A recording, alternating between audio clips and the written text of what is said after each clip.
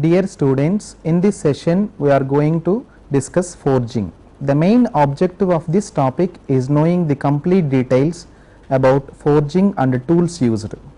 Forging is the process of deforming the metal into different shapes by heating up to plastic state and then applying pressure. The process is mainly used for production of heavy parts on large scale. The first important holding tool is tongs. Tongs is the blacksmith's one of the important tool to hold the object while doing forging operation. That means for the operator it is difficult to handle the heated object. So in that condition, so different types of tongs are comes into picture. The first one is closed mouth tong, the second one is open mouth tong, third one is round hollow tong, square hollow tong, fifth and last one is pickup tong. Closed mouth tong. So this closed mouth tong is mainly helpful in holding of thin sections. Open mouth tong, it is used for holding of heavy sections. Round hollow tong, it is used for holding round hexagonal shapes. Square hollow tong, the square and hexagonal works we are going to use. Pickup tong, just it is a pick and place type objects, we are using this pickup tong for picking up the object from the furnace and placing it in the furnace. We are using this type of tongs. So the figure shows the different types of angle iron tongs and duckbill tongs, where one end is changed for handling of different. That means the flexibility of for the operator to handle different types of objects, and the intricate shapes of workpieces can also be handled with the help of this type of tongs. So these are the generally available tongs, that is a flat tongs with a ring and a flat tongs for holding of rectangular and square workpieces, and this one is a flat tong with ring which is mainly intended for applying pressure on the workpiece.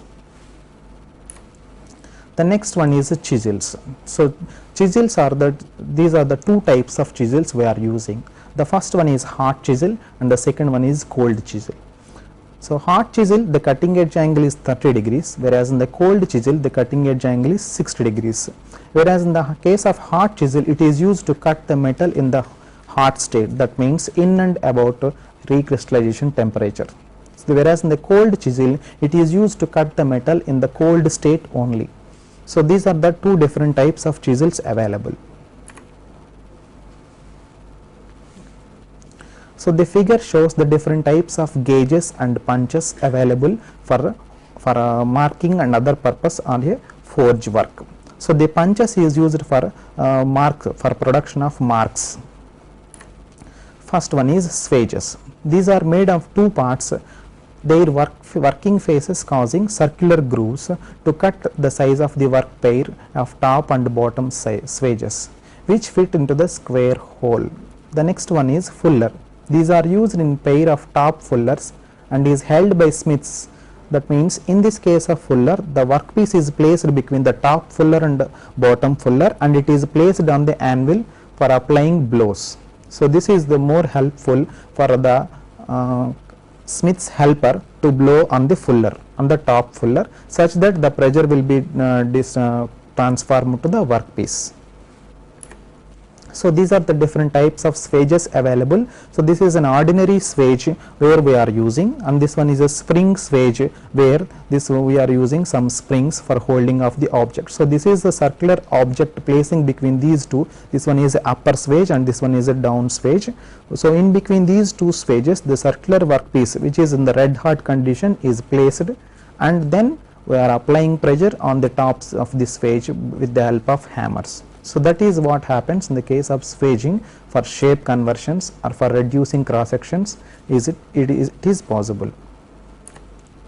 The next one is flatters. These are made with perfectly flat surface for setting down and other operations. So generally the flat surfaces can be produced, and its size is about 7.5 centimeters square or round. Set hammer. So this is also similar to flatter but smaller in size, used for setting down the corners at confined space. The next one is punches. The punches are made of tool steel in various sizes and shapes such as a square, round, oval, etc. These are used for making holes when the metal is a red hot condition. So this is the figure available for the punch. So this is the punch where we are using for production of holes, for production of marks over the heated objects. So these are the two types of punches available we are discussing earlier, that is a hot and the cold one. Next one is drifts. These are also made of tool steel, hardened and tempered. Drifts are made in various sizes, a shape like punches. These are used to finish and enlarge the punched hole. After the punch we will go for drifts. So the figure shows the flatters and set hammers. This flatter is placed over the heated object and applying blows on the top surface, so such that it can, the workpiece can be enlarged or flattened. That happens by using the flatters. The same applications here, this is the workpiece where we are placing set hammer and applying blows on the set hammer such that the cross section is thinned down, and so that is possible with the help of set hammers. The next, in the forging, the basic for heating of the workpieces, we must need some heating source. So that heating source is named as a furnace. There are the two types of furnaces available for heating the metal above recrystallization temperature. So generally the forging is mainly depends upon the type of work, the type of heating source. The first one is open fire. It is prepared by covering previously burnt coal by fresh coal in front of the tuyeres. As a fresh coal burns, fire expands outward and the coal from top and side moves towards the center of the hearth. So the figure shows this is the open hearth furnace. So in the case of furnace, this one is the first one is coke fire, and the second one is, this one is a tuyer, that means the heavy blowers are applied for improving the quality of the fire. The third one is a regulator, the regulating one, so which is used for to regulate the flow of the tuyers. Fourth one is air blast, we are using to support it for the fire, increasing the fire content. And the fifth one is water tank for reducing the temperature in such a cases, or for holding some other purpose we are using some water contents.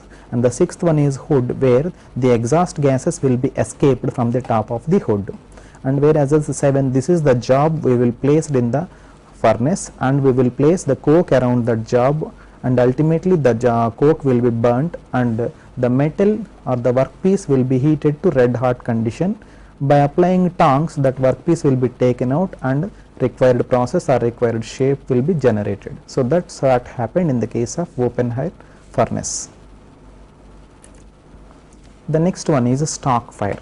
It is prepared for prolonged heating for big components. Students, in the case of small components, it takes less time for heating, whereas in the case of big components it takes more time. So in such a case we will go for stock fire. It is prepared by stocking the coal around a prepared wooden block placed opposite to the tuyer. After the coal has been packed, the blocks withdrawn and the sufficient amount of fire will be generated, and ultimately that big components will be heated to red hot condition.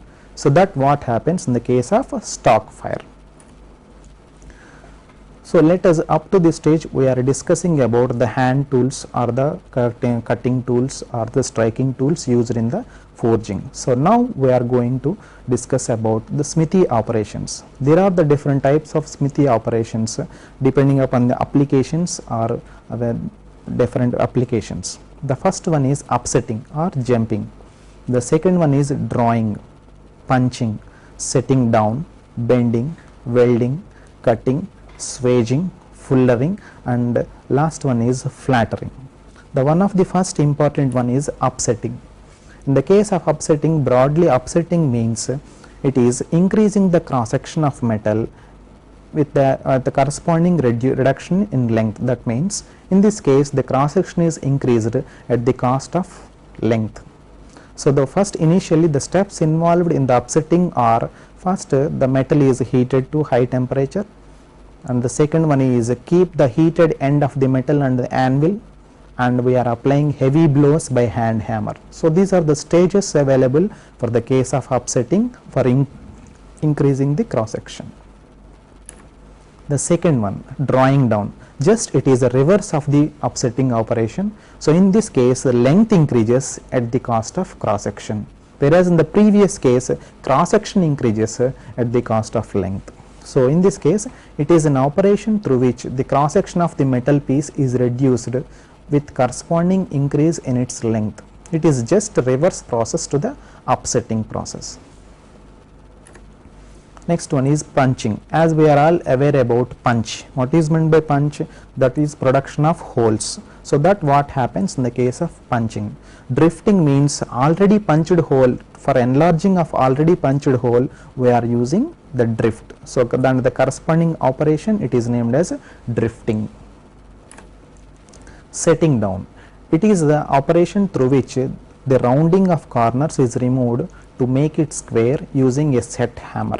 In this case we are using set hammers or flatters for setting down the workpiece. That means the cross section or the thickness of the plate can be reduced by applying the setting down operation.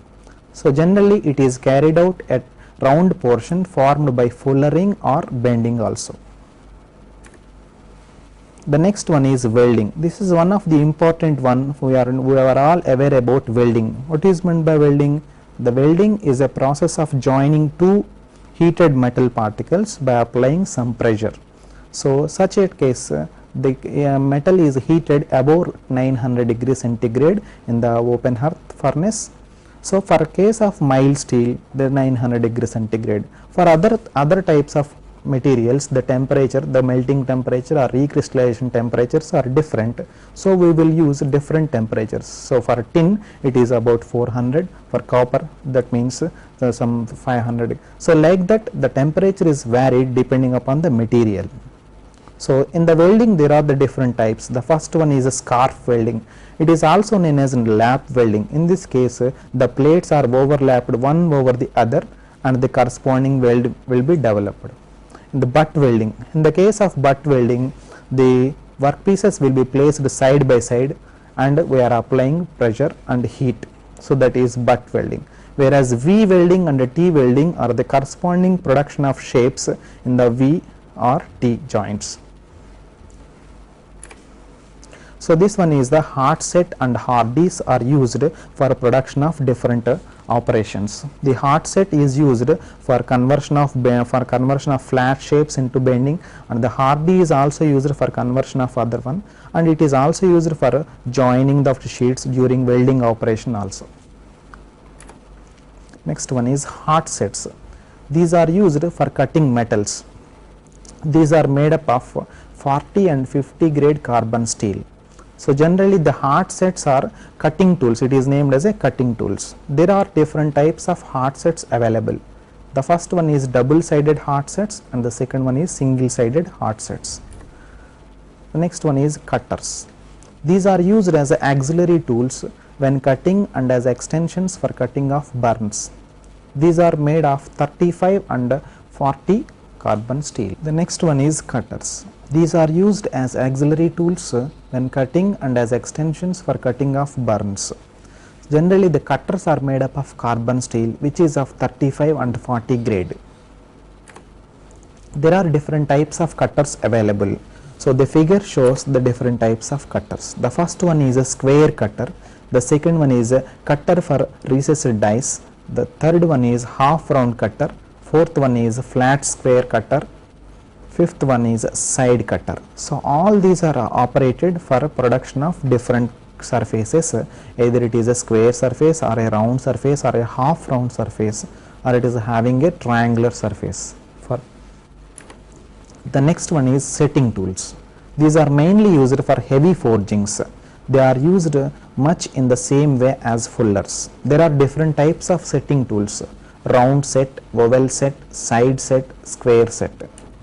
Whereas these are the figures. The round set, the setting tools, round set is placed on the surface of the heated object and applying pressure with the help of hammer over the round set, and the corresponding flowing of the metal will takes place. Similarly for the oval set, that means one surface it is a flat one and the other surface it is a circular one.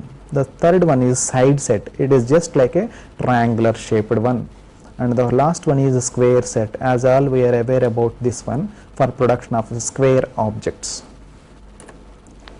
Fullers. Fullers are also known as spreaders.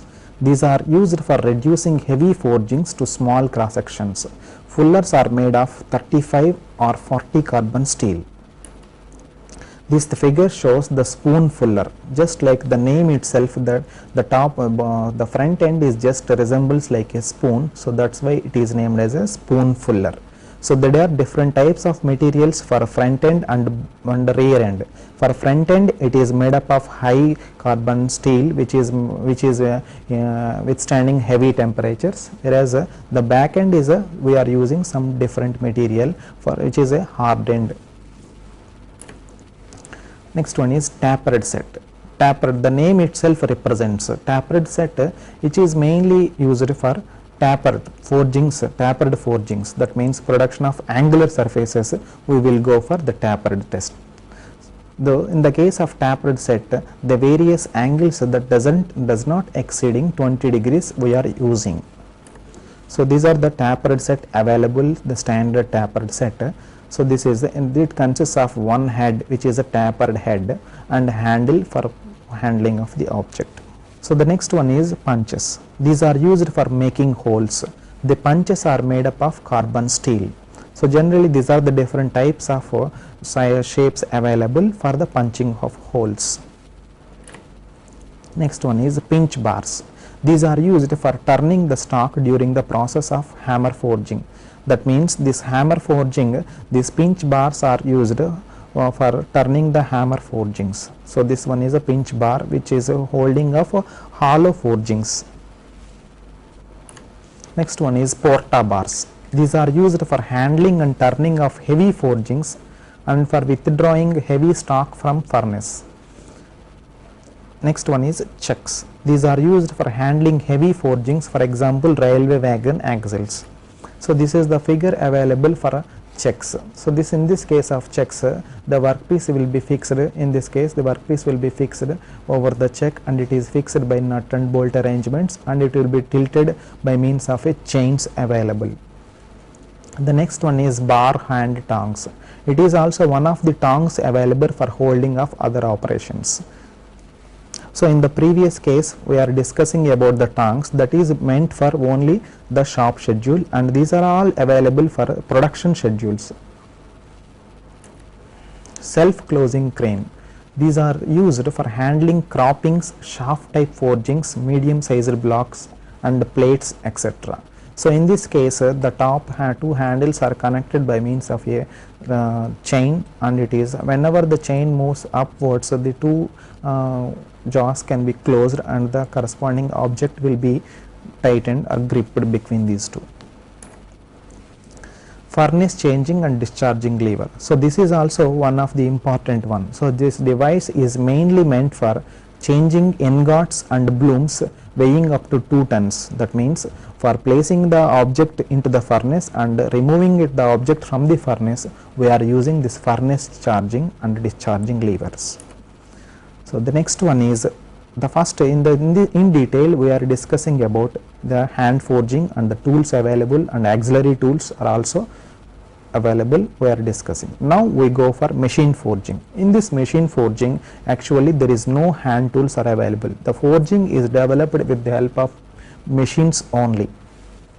Basically the foundry machines are classified into two types, that is power hammers and forging presses.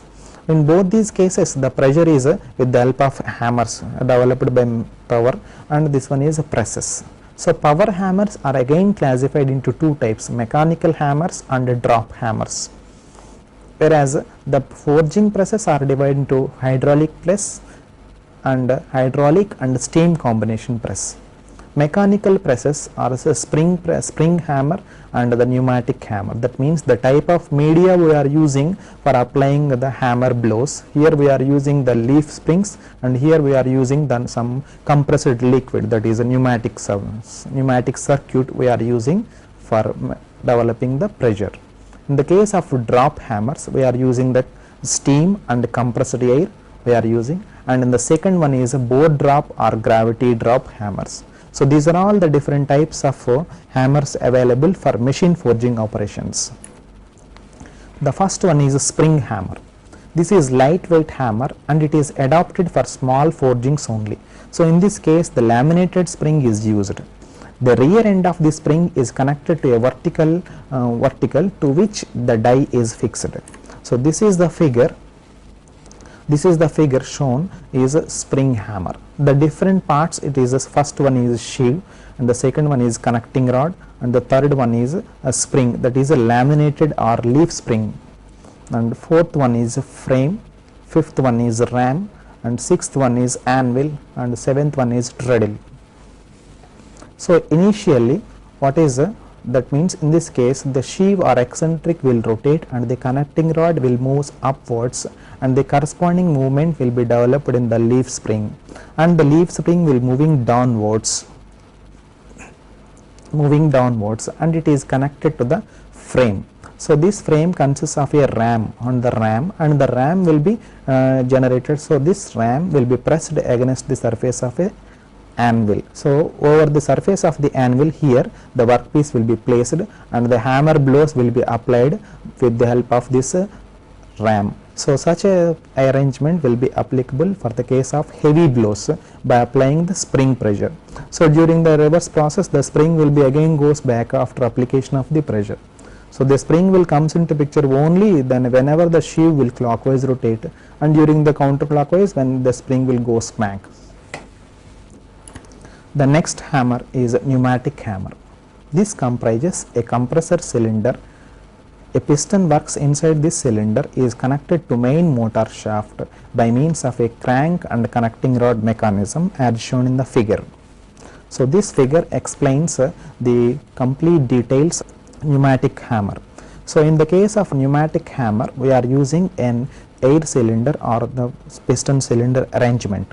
The first part, the different parts are, the first one, this one is motor, and the second one is a sheave, and the third one is crankshaft, fourth one connecting rod, and fifth one is air cylinder, and sixth one is working cylinder, seventh one is ram, and eighth one is anvil. In the previous case also similarly, so first of all the motor will be operated, the motor will be set on, and the motor will rotate, and the corresponding sheave will rotate by means of belt arrangements.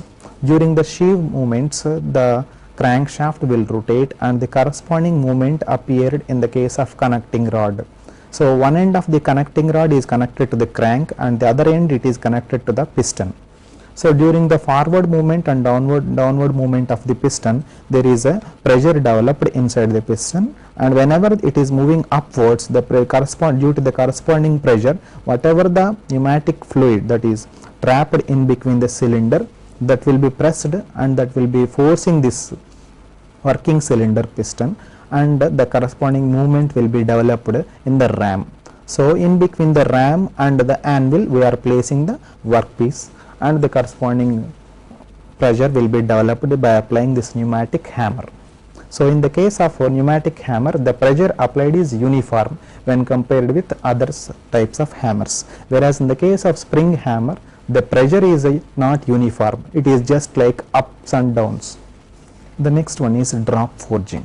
It is used for production of large number of identical components. There are two types of drop forging hammers. The first one is a steam or air drop.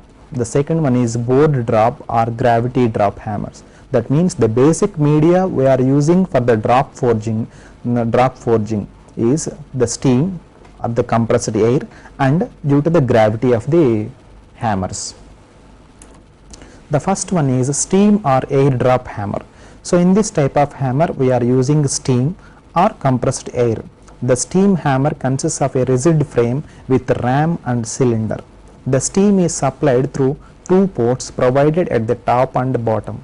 The figure explains the complete details of steam or air drop hammer. So this is the figure. So similarly, as and ever in the previous cases, pneumatic and spring hammer. So in this case also the same. The first one is, this one is anvil, and the second one, these two are dice. In between the dice we are placing the workpiece, and the third one is a ram, and fourth one is frame, and fifth one is a cylinder, and the sixth one is a safety cover, and the seventh, these two 7 valves, and the eighth one are controls. So during the ports or valves, the whatever the fluid that is entered into the steam, that is compressed steam, the steam is entered. If we are using the steam, that means superheated steam, that is entered into the cylinder 5 and it is compressed, and the corresponding movement will be transferred to the ram, and the ram will be moving downwards, and whatever the object placed between these two dies, that will be pressurized. The next one is the board drop hammers. So in this case the energy blow is entirely depends upon the weight of the hammer. The ram is attached to the steel band which is passes between the two rockers which are in continuous motion. The ram moves with the help of rocker and is held in the desired height. So this is the board drop hammer. So in the case of board drop or gravity, that means in this case the gravitational force which will used for dropping of the weight. That means initially the weight will be lifted to higher one and then it is dropped. So these are as in the previous cases, the same components are we are using, the anvil, base, hammer, wooden boards, dogs, and release lever. Whenever this has, only the difference is whenever the height, whenever the lever will be moving upwards and it will be released after reaching certain heights. And the last one is forging press. So up to this stage we are discussing about hammers, whereas in the case of presses it is having high capacities. So the forging, in press forging, metal is shaped by squeezing it into the die cavities by pressing. Presses of 500 to 6000 tons capacities we are using in this case. So generally in the case of presses there are the two medias available. The first one is hydraulic media and the second one is mechanical media. So depending upon the medias they are classified as hydraulic press and mechanical press. So this is the general type of press available in this case. As and ever same, in this case the pump, accumulator and the dead weights are all these distributors the same. This one is a two steel rods, these two steel rods, and this one is a anvil, and this one is a workpiece will be placed between this top die and bottom die which is placed over the anvil. And initially whenever the pump and the motor, this is a motor, whenever the motor is on, the pump will be operated and the corresponding increase in that fluid, that is a pressure of the fluid will be generated. So accumulator also increases some amount. So whatever the fluid will be trapped from the tank and it will be collected. In this case the fluid used is water, we are using the water. So such a pressurized liquid is pumped into this one, and the corresponding value again dead weight during the application of the weights from the top, again it is pressurized and it is forced to go in this passage, and it is passing through the distributor where it is distributed to the ram cylinder. In the ram cylinder it is connected to the again some piston arrangements, and the bottom side of the piston arrangement it is connected to the dies. So whatever the pressure developed, that will be trapped between the two top die and the bottom die, and the corresponding workpiece will be pressed. So that is what happens in the case of forging press. Okay students, in this session we have learned the forging, tools used in forging, different types of forging methods, etc. I hope you understood the topics well. Goodbye till we meet again. Further clarification, contact the Additional Secretary, State Board of Technical Education and Training, 7th floor, BRKR Bhavan, Tank Bund Road, Hyderabad 500063. Fax 040 322 0546.